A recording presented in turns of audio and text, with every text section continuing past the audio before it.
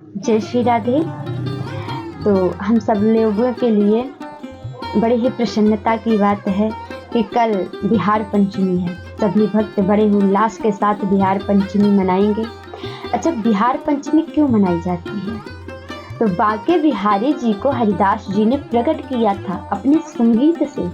संगीत के सम्राट कहे जाते हैं हरिदास जी।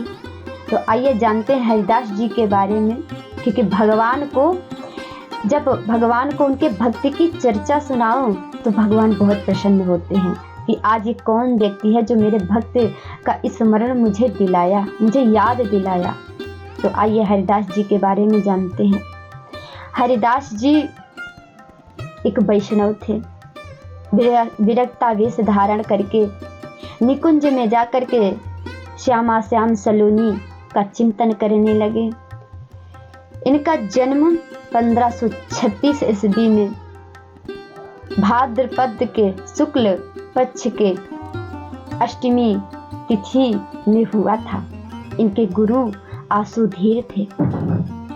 आसुधीर इन्हें देखते ही पहचान गए कि ये तो ललिता सखी के अवतार हैं, जो स्वयं आज अष्टमी के दिन आकर के कृष्ण भगवान का दर्शन करने आए हैं,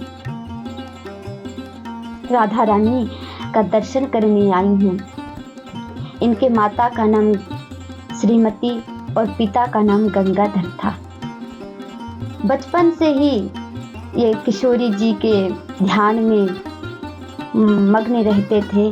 25 वर्ष की आयु में आसुधीर से विरक्ता वेश धारण करके और गुरु दीक्षा ले करके निकुंज में जा करके श्यामा श्याम सलोनी का चिंतन करने लगे और अपने संगीत से बांके बिहारी को प्रकट कर दिया।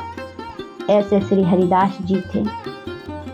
हरिदास जी के द्वारा काफी समय तक बांके बिहारी निधि वन में भी पूजित होते रहे। जब मंदिर का निर्माण हो गया, उसके बाद मंदिर का निर्माण 1521 ईस्वी में हुआ था। पहले तो कई दानदाताओं का इसमें धन नहीं लिया गया। श्री हरिदास जी के वंशजों के सामूहिक प्रयास से ही मंदिर का निर्माण किया गया, लेकिन बाद में कई दानदाताओं ने इसमें धन दिया और फिर बांके बिहारी पूजित होते रहे। और सबसे विशेष बात है कौन सी? जब काला पहाड़ की आशंका हुई तो मेरे बांके बिहारी कहीं नहीं गए। सारे विग्रह स्थानांतरित किए गए जहां राजाओं के द्वारा सुरक्षा दी जाती थी, लेकिन बांके बिहारी यही अपने भक्तों की रक्षा करते रहे और तब से लेकर के आज तक पूजित होते रहे।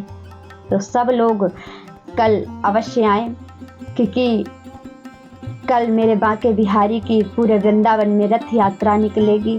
श्री हरिदास जी के वंशजों की रथ यात्रा निकलेगी और बड़े ही प्रसन्नता के साथ बांके बिहारी का उत्सव मनाया जाएगा। बांके बिहारी को हरिदास जी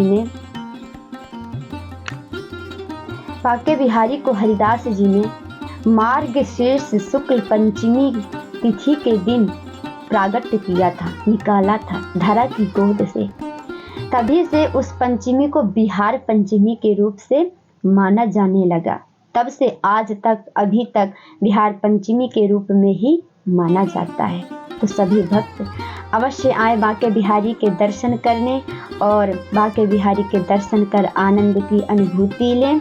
वृंदावन की रज को अपने शरीर पर धारण करके अपने को आनंदमय करें, क्योंकि इस रज के लिए देवता भी तरसते हैं। बोलो राधे।